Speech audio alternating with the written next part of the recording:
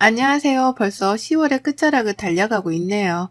곧 있으면 애들한테는 즐거울 할로윈도 다가오고 크리스마스도 다가오는데 저는 하나도 즐겁지가 않습니다.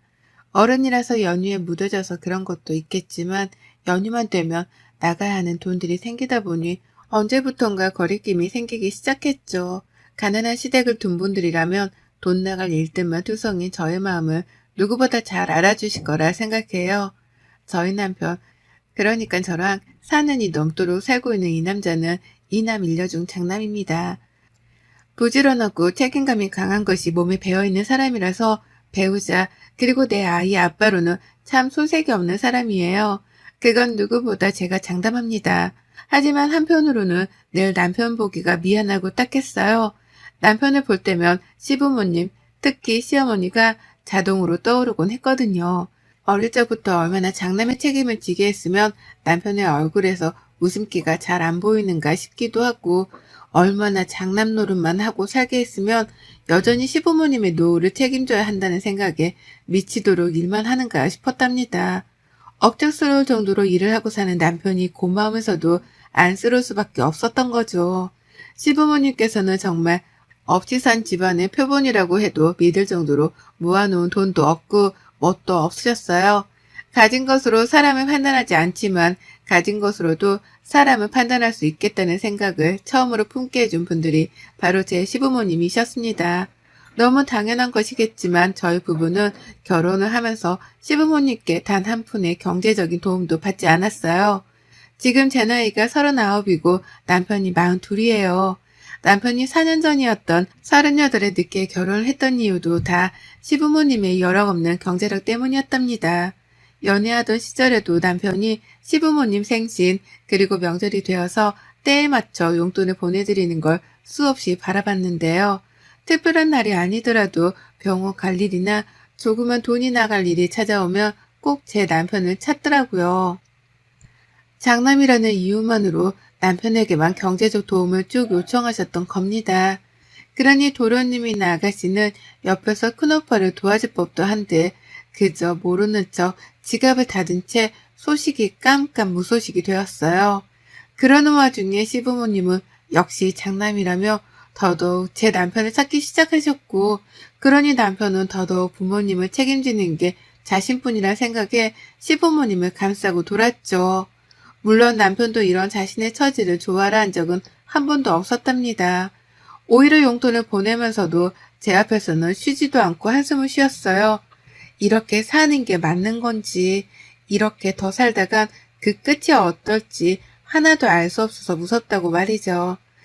아직 나이를 먹어봤자 40대 초반인데 그런 남편이 평생을 돈 걱정에 부모님 뒷바라지 걱정만 하며 사는 게 참 딱했습니다. 연민을 가지고 결혼을 한 건 아니었지만 제가 남편의 옆에서 힘이 되어주고 싶었던 마음이 컸어요. 결혼을 하게 된다면 내가 할 수 있는 선에서 남편의 스트레스를 조금은 덜어주고도 싶었고요. 그래서 저는 결혼을 하고서도 쭉 직장을 그만두지 않을 생각으로 열심히 다녔고, 남편을 대신해 생활비를 더 철저하게 관리해가면서 어떻게든 모아지는 돈이 더 많아지도록 만들려 노력했어요. 그리고 그중 하나, 제가 결혼하고 나서 한 일 중 가장 큰일이었던 시부모님과의 협상도 결혼 초에 끝냈죠. 남편은 시부모님이 가만히 있지 않을 테니 조심하라며 저를 말리기만 했으나 전 꼭 해결하자 했습니다. 남편한테 맡겨놨다는 듯이 매번 용돈을 타가고 그 돈 모자라 또 돈을 요구하는 그 행동들을 고쳐보고자 한 거죠. 이제 막 결혼을 해서 새가족으로 들어온 제가 주제넘게 돈을 가지고 시부모님이랑 단판을 짓는 것 같아 보이는 게 두려웠어요. 하지만 제가 해야만 하는 일이라고 생각했습니다. 이제 남편은 저랑 가정을 꾸렸고 저희는 곧 아이를 낳아 키울 계획도 있었으니까요. 독립된 가정이 되었으니 그에 합당하게 시부모님의 태도도 바뀌어야 한다고 생각을 한 거였답니다. 그리고 협상은 꽤나 성공적이었어요. 물론 그에 뒤따르는 시어머니의 눈초리를 몇 년 동안 당하고 있긴 하지만 가정을 꾸리고 사는데 드는 돈도 많으니 앞으로는 매달 정해진 금액 외엔 들이지 않겠다고 한 거죠. 다달이 20만 원씩 말입니다. 설날이나 명절에 따로 나가는 돈 한 푼 없이 말이죠. 누군가에겐 정말 쥐꼬리만큼 적은 돈일 수도 있겠지만 저희 부부한테 다달이 20만 원은 큰 돈이었어요. 저도 일을 하고 남편도 일을 하지만 그 돈을 모았다가 아이한테 외식을 한 번 더 시켜줄 수도 있는 거고 제대로 된 근사한 옷 몇 벌을 사다 줄 수도 있는 돈이었습니다. 지금부터 그 돈을 모아도 나중에 아이 대학 등록금을 쓰는 데에 보탤 수 있는 돈이었는데 저희 부부는 그 돈을 시부모님께 용돈으로 드리길 택한 것이었습니다. 워낙 없이 사는 거 누구보다 잘 알았으니까요. 그렇다 보니 저도 마지막 배려라고 꺼낸 말이었고 시부모님도 처음엔 불편하고 싫어해하더니 아예 안 받는 것보다 낫다 싶었는지 그러라고 수긍을 해주셨어요. 그렇게 저희 부부는 신혼 초에 시부모님과 결단을 내려 다달이 20만 원씩 보내드리고 있었고 저는 그 후 딸아이를 낳았습니다.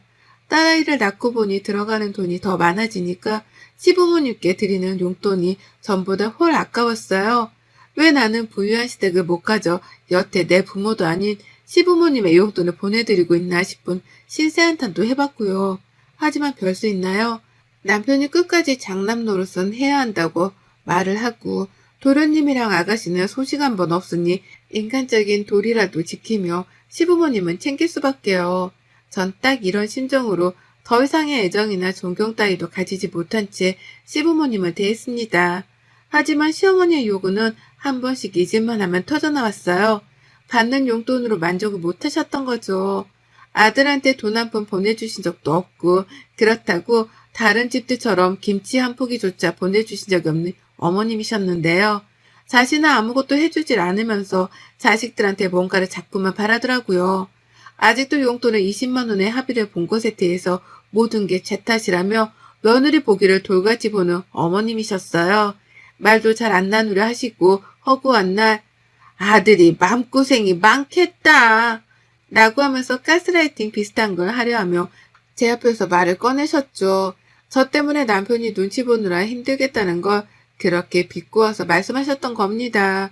왜 저러나 싶고 또 왜 저렇게까지 눈치가 없나 싶어 속에서 천불이 났어요. 여태 아들한테서 받는 그 용돈이 모자라다고 생각을 하는 건가 싶어 염치 없는 부모 같아 보이기도 했죠. 내가 자식을 낳아놓고 보니 나는 저러지 못할 것 같다는 생각에 시부모님의 마음가짐이 더욱 불손하게 여겨지기도 했고요. 하지만 이런 제 마음을 아는지 모르는지 시어머니는 가끔 저 몰래 남편에게 연락을 해서 어떻게든 용돈을 한 푼이라도 더 받아가려 하셨답니다. 여전히 병원비에 용돈이 모자란다는 투정을 부려가면서 말이죠. 그러면 남편은 생활비 관리를 하는 저한테 돈을 더 달라고 이씨죽고를 할 수밖에 없었고 그래서 전 시어머니가 남편에게 하는 모든 말들을 전해 듣고 있었죠. 처음엔 무시도 했지만 결국 아껴 써달라며 돈을 더 보내드린 적도 있긴 했습니다. 손녀딸도 태어났는데 그 와중에 돈을 달라는 소리를 더 하실까 싶기도 했죠. 하지만 시어머니는 늘 저의 예상을 빗나갔고 여전히 아들에게서 돈을 받으며 살겠다는 그 표독스러운 표정을 지우지 않으셨답니다. 갈수록 저하고는 더욱 싸늘해지는 것도 같았고 저 또한 이런 관계가 불편하긴 마찬가지였으나 별 수 없었어요. 충분히 일을 하실 수 있던 나이 때부터 백수 생활을 자처하며 자식에게 돈을 받고 살던 시부모님이었어요. 그런데 그런 분들한테 제가 변한 모습을 볼 수 있겠다고 희망을 가지는 것 자체가 고문과도 다름이 없었던 거죠. 그러니 기대는커녕 그저 거리를 두면서 사는 방법을 택했답니다. 그러는 사이 저는 누구보다 좋은 부모가 되어야겠다는 다짐을 수도 없이 하게 되었어요. 내 남편이 없이 사는 시부모님 때문에 평생을 돈 걱정에 뒷바라지 걱정을 하며 사는 게 참 딱해 보였거든요. 여전히 식당이라도 나가며 푼 떠는 용돈으로 벌어다 사는 저희 부모님하고는 참 비교가 되기도 했고요. 부모가 얼마나 독립된 채로 사는지 아닌지에 대해 자식의 노년이 달라질 수도 있겠다는 걸 뼈저리게 배웠답니다. 다른 사람도 아닌 내 남편과 내 시부모님을 보면서 말이죠. 그래서 돈 쓰는 게 더 힘들어졌어요. 한 푼이라도 더 모아서 내 자식한테 물려주고 싶다는 욕구가 강하게 들었거든요. 생각 없이 써볼 법한 돈, 이를테면 길거리에서 사먹는 분식값도 모아서 내 아이한테 주자 싶었습니다. 시부모님 노년을 챙기며 살다가는 평생 전세살이를 벗어나지도 못할 것 같은데 나중을 대비해서라도 내 아이한테 쓸 수 있는 종잣돈을 꼭 만들어 놓자 싶었던 거죠. 그래서 저는 아이 앞으로 적금을 넣었어요. 많이는 넣지 못하지만 다달이 80만 원씩 적금을 넣었습니다. 갑작스러운 코로나 때문에 더욱 나중에 걱정이 되었던 나머지 적금 하나만큼은 꼬박꼬박 넣었어요. 다 내 아이 잘 되라는 마음으로요. 그 돈으로 아이가 대학 등록금에 보태 쓰던, 세계 여행을 하는 데 보태 쓰던 상관없었습니다. 내 아이가 부모한테서 받은 돈으로 하고 싶은 걸 뭐든 해가면서 지내길 바랬던 것 같아요. 그 마음으로 군것질 하나 배달 음식 한 번을 더 아끼고 참아가면서 적금을 꼬박꼬박 넣었습니다. 그리고 얼마 전 그 적금이 만기가 되었어요. 1년짜리 적금이었고 만기 되면 2년짜리, 3년짜리 이렇게 꼬박꼬박 만기 통장을 만들어가 볼 생각이었습니다.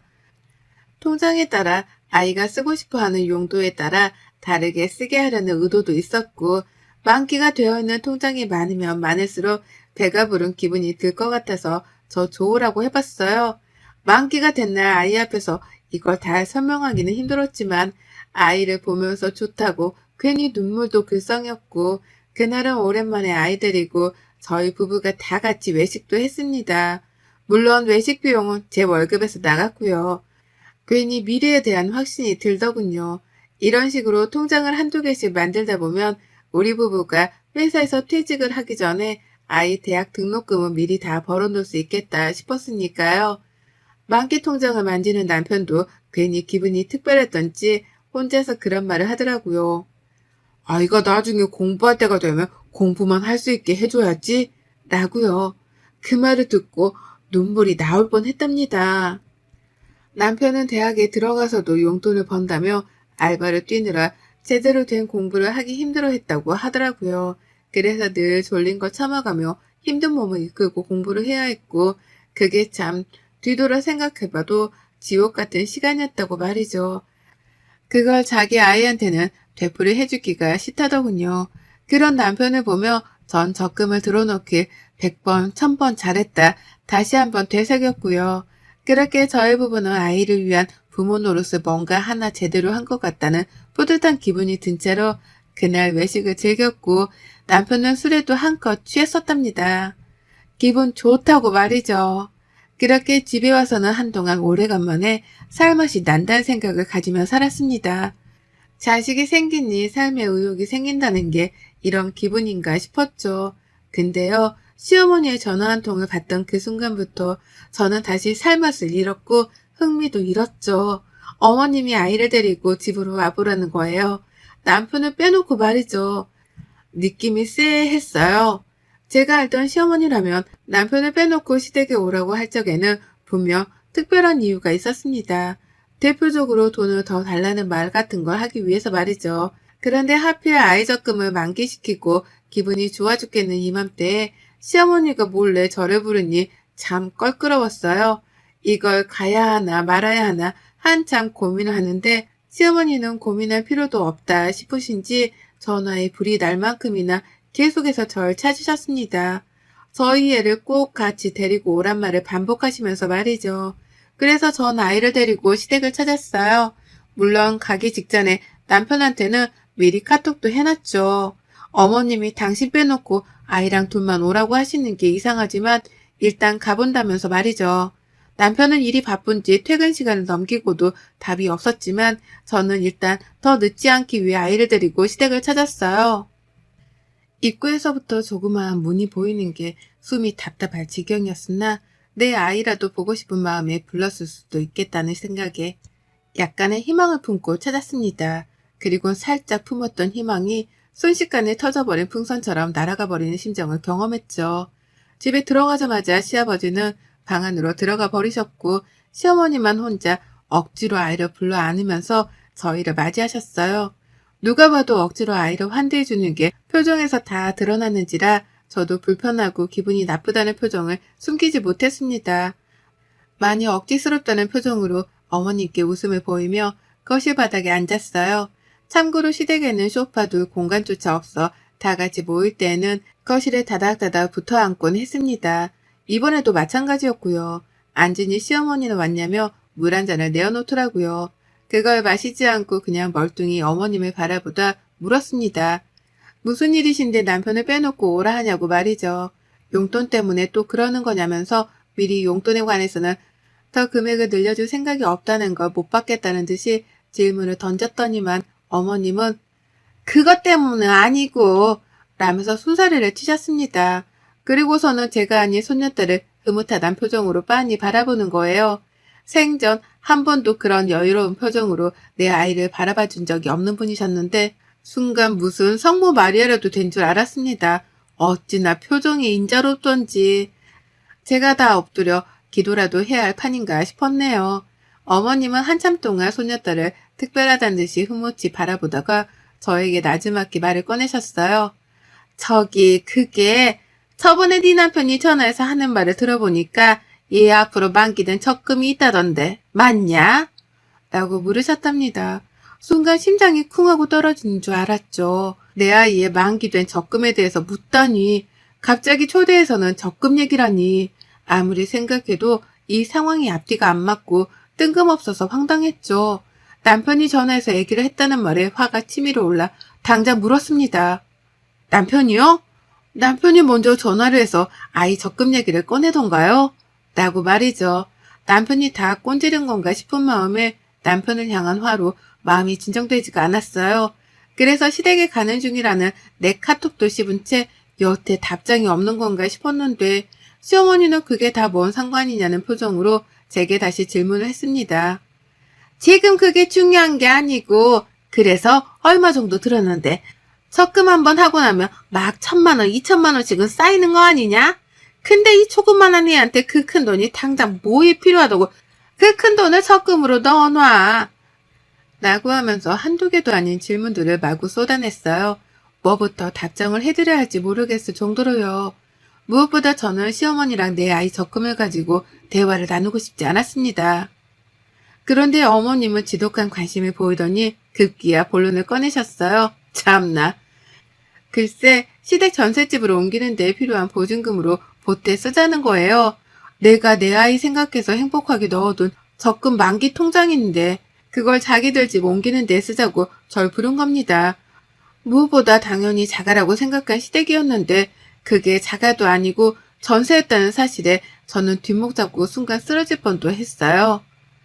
이 조그만한 애가 당장 돈 쓸 일이 뭐 있다고 내일 모레 죽을 사람들부터 일단 마저 살고 봐야지 라고 하며 내 아이 통장을 당연스레 달라고까지 하는데 연속으로 얻어맞은 이 충격적 사실들에 저는 경악을 금치 못했고요. 그 자리에서 당장의 아이를 데리고 현관으로 나와 신발을 신겼습니다. 뒤따라온 시어머니한테 손사래를 쳐가면서 말도 섞기 싫으니 입 좀 다물어 달라고 했죠. 진절머리도 나고 구역질도 난다고 하면서 말이죠. 하지만 시어머니는 통장 좀 달란 소리를 멈추질 않으셨어요. 주지 못하면 차라리 빌려달라면서 능력도 없는 분이 언젠가는 그 돈을 갚을 거라는 거짓말까지 해가며 제게 도움을 요청하더라고요. 손녀딸 만기 통장으로 조금 더 넓은 전셋집으로 이사가고 싶었던지 주제넘게 전셋집 타령을 해가면서 돈을 달라고만 하셨어요. 자기들 수준에 맞게 월세집이라도 들어가서 열심히 월세돈이라도 벌어오던가 해야 할 텐데 스스로 하는 일이라고는 하나도 없는 분들이셨습니다. 그 와중에 시아버지는 시어머니 혼자 단판을 지어보라면서 도망치듯 방 안으로 들어가 계셨던 거였어요. 너무 화도 나고 나를 이 지경으로까지 밀어낸 남편을 향한 분노가 막 들끓었습니다. 어떻게 아이 통장을 다른 사람도 아닌 시어머니한테 공유를 할 수 있나 싶어 실망스러워 배신감이 치솟는 그때 남편 목소리가 들렸어요. 문 앞에서 실랑이를 하고 있던 저희 목소리를 들은 남편이 밖에서 소리를 지르며 달려온 겁니다. 문을 열자마자 남편은 저랑 아이를 문 밖으로 내보내더니 자기 혼자 문을 쾅 닫고 시어머니를 상대하겠다고 들어갔어요. 저는 영문도 모른 채 잠긴 문 앞에서 아이를 데리고 남편을 기다려야 했고요. 집이 워낙 낡았고 좁다 보니 안에서 나누는 남편의 대화는 밖에서도 훤히 들렸습니다. 그리고 그제서야 알았죠. 남편이 시어머니께 아이 적금에 대해 얘기를 한 건 술에 취해 한 말실수였다는 걸 말이죠. 그날 너무 만기된 통장에 기뻐 아이랑 다 같이 외식을 했던 날 남편이 술에 취해서 시어머니께 따로 전화를 했더라고요. 우리는 아이를 행복하게 살게 만들려고 지금부터 이렇게 노력을 하는데 엄마는 도대체 뭘 해줬냐는 일종의 투정 같은 걸 술에 취해 했던 겁니다. 시어머니랑 시아버지께 말이죠. 하지만 시어머니는 아들이 술에 취해 그런 말까지 하는데도 미안해하기는커녕 손녀딸한테 적금 만기 통장이 생겼다는 사실에 눈독을 들여 기어코 저를 집으로 불러들인 거였어요. 그 통장을 자기한테 달라는 말을 꺼내기 위해서 남편은 쏙 빼놓은 채로 저랑 아이만 불러들이셨던 겁니다. 평생 적금 통장이란 걸 만들어 본 적도 없고 구경해 본 적도 없는 분들이어서 통장의 주인인 아이를 데려와야지만 통장을 볼 수 있는 줄 알고는 아이까지 불러내신 것이었고요. 무식이 철철 넘치는 시어머니한테 무슨 좋은 말을 듣겠다고 여기까지 찾아온 건가 싶어 스스로한테 후회가 물밀듯 밀려왔어요. 그와는 별개로 남편도 이 상황이 어이가 없던지 집안에 들어가 소리를 지르고 물건을 던져가며 난리를 피우더라고요. 끝까지 장남 역할을 하며 시부모님 뒷바라지를 해주던 남편인데 그렇게 시부모님께 난동을 피우며 화를 내는 건 처음 봤답니다. 어찌나 소리를 지르던지 바로 옆에서 남편이 말을 하는 것만큼이나 바깥으로까지 소리가 크게 새어나왔어요. 우당탕탕 소리는 애사도 아니었고 방에 들어가 있던 시아버지까지 나와서 남편을 말렸지만 남편은 듣질 않고 난동을 피웠답니다. 부모로서 해준 게 뭐가 있다고 손녀딸 앞으로 들어간 만기 통장까지 뺏으려 하냐면서 아주 난리를 피우더니 그 끝에 선전포고를 했답니다. 남편이 글쎄 자기 입으로 더는 시부모님께 용돈을 드리지 않겠다고 선전포고를 한 거예요. 그 말이 튀어나오자마자 시아버지에 이어서 시어머니까지 아이고 하더라 라며 대성통곡 비슷한 곡소리가 흘러나왔고 남편은 그런 애처로운 시부모님을 뒤로한 채 집 밖으로 튀어나왔어요. 다신 연락도 하지 말라면서 절연을 하잔 송구도 날렸고요. 남편의 손에 잡힌 채로 시댁을 빠져나오는데 뭔가 알 수 없는 희열이 느껴지더라고요. 제가 변태는 아니지만 이런 말에 소름 끼치도록 신이 났습니다.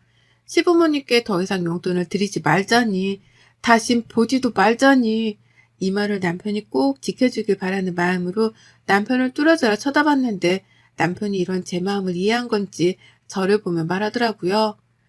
나 다신 우리 부모님 뒷바라지 안 해. 혼자 안 해. 급하면 동생들을 찾거나 걔들이 알아서 하겠지 뭐. 나 혼자 자식이야? 왜 나 혼자 평생을 이렇게 밑빠진 독에 물 붓는 것 마냥 갖다 바치고 살아야 해? 그러다 이젠 하다하다 내 딸 만기된 적금 통장까지 넘봐? 적당히 해야 말이지. 라고 말입니다. 저는 오로지 시부모님처럼 살지 않기 위해 그리고 내 아이를 위해서만 들었던 적금이었는데요. 이 적금 하나가 만기가 됨으로써 시부모님께는 더 이상 용돈을 드리지 않고 연락도 하지 않아도 될 건덕지가 만들어지게 되었답니다. 남편 몰래 저랑 제 아이를 집으로 불렀다는 사실에 여전히 격분한 남편은 그날 후로 시부모님 연락처까지 죄다 핸드폰에서 지워버렸고요. 남편의 행동에 덩달아 저까지도 시부모님을 미련 없이 차단을 누르고 연을 끊기로 했네요. 하긴 내 아이의 적금까지도 탐을 내는 사람인데 뭔들 더 요구를 하지 않을까 싶어 겁이 나기도 하던 중이었습니다. 그런데 남편의 결단력 있는 행동 덕분에 그런 사람들하고는 거리를 두고 살 수 있게 되었고 전 이 기회를 발판 삼아 더 이상 시부모님께는 금전적 도움을 드리지 않기로 했어요. 앞으로 짧게는 몇 년 안 될 수도 있지만 길게는 수십 년도 더 뒷바라지를 해드리고 살아야 할 게 뻔한데 여기서 그만두는 게 옳다 판단한 거죠. 남편도 저랑 같은 마음인 것 같고요. 낳아준 은혜는 있지만 키워주며 받지 못한 은혜에 이쯤에서 정리하는 게 맞다 싶습니다. 손녀딸 통장에도 손을 대고 싶어 하는 줄은 몰랐기에 실망감이 배로 크게 다가왔는데요. 이제부터 용돈을 안 주게 되었으니 그걸로 복수 혹은 필요로 하는 가르침을 드렸다고 생각해요. 그걸 증명하듯이 시부모님도 번갈아가며 저희 집을 찾아와 제 마음을 돌리려고 하는데 전혀요.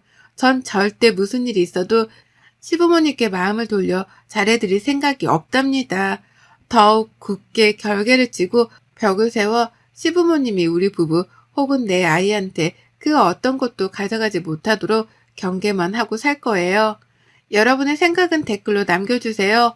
오늘도 시청해 주셔서 정말 감사합니다.